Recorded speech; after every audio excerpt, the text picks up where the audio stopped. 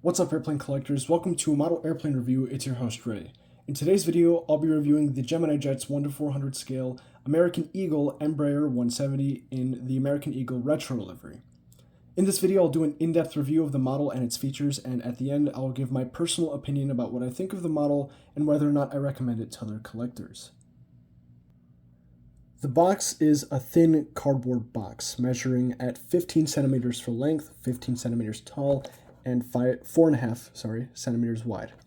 I'll show you around the box now. So this is the front, bottom, right side, top, left side, and the back side. This box features a flap that allows you to see the model in the box. Underneath this flap are a few specifications for the model in the box, as well as the history of the Embraer E-Jet family. Included in the box is the model, assembled, painted, and ready to display. Before I begin my review, I'll give you a quick 360 of it. The fuselage length for this model is 7.7 centimeters, wingspan is 6.5 centimeters, and it is 2.5 centimeters tall. Very small and accurate to 1:400 scale. This model is made primarily out of die-cast metal. Starting the review with the fuselage, the nose profile on this model isn't the greatest. It's not 100% accurate. I don't exactly know how to describe it, but the overall shape doesn't really seem right. I think it should be at a bit more recessed, if you will. I can't really put it into words. And also the cockpit window printing is a little bit low. It should be slightly higher. So, yeah. Aside from that, painted and printed detail on the fuselage looks pretty good as well, and the rest of the shapes seem acceptable too, so I won't harp on it too much. I'll move down the fuselage, take a moment to look at the printed detail. It appears as though that there isn't as much printed detail along the fuselage, but bear in mind this is a very small model, and there really isn't that much to put on there either. Nonetheless, the printed detail and painted detail that is present is quite good. Here's the vertical stabilizer. Overall, everything up here seems to be pretty good and in order. I do notice that there are some very minor paint imperfections here. The paint might have gotten scratched off. It's no biggie, honestly. It's not bad at all. So no complaints. Here is the right side of the aircraft. Everything I've said about the left side can also be applied. Oh, hold on. Never mind. So it appears as though the Q on the registration here got slightly chopped off a little bit there. Small imperfection, very small imperfection actually.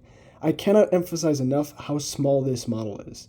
So yeah, there are small inconsistencies and imperfections here and there, but overall they're not major. So I really won't hold them on against Gemini for too much.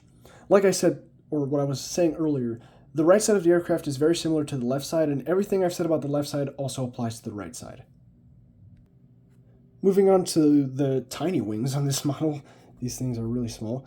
Detail on the wings is very nice. There's plenty of molded detail in the form of the control surfaces, all of which is very clearly defined, so good job on Gemini for that. Printed detail, there's really not that much to put up here, but the printed detail that is present is nice. There is a small brown stain here in the gray paint. I'm not sure what that is. I can't really scratch it off. Small imperfection. I haven't seen this on any other models, so I'd imagine this is a rare defect here. Nothing too crazy. And painted detail, the paint looks pretty good. The silver leading edge slats looks very nice as well. Bottom of the wings doesn't have any printed detail, but nonetheless they are very nicely detailed. As for the winglets, now the winglets are not the greatest. They aren't as thin as they should be. Now, once again, in Gemini's defense, this model is very small, so making the winglets as thin as they are in order to be accurate would be really difficult, and to get consistent quality control would also be pretty difficult. So I'll give Gemini a pass on that. They also do very good on the printing there. You can see the American Airlines title there, and the .com is clearly defined, and this is a very small part, so they did a very good job on that. There's the one on the right side, and they also did a very good job on the printing there as well. If I could focus, that would be great. Yeah, the camera does not want to focus on that. That kind of gives you a sense of how tiny this model really is. So right from here, I'll move on to the rear section of the aircraft.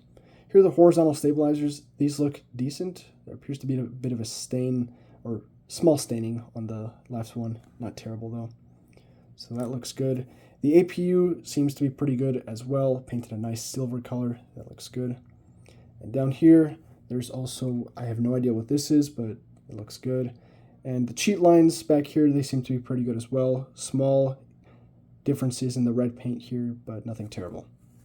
Now down here, while we're at the rear section of the aircraft, there is a long antenna that protrudes right here.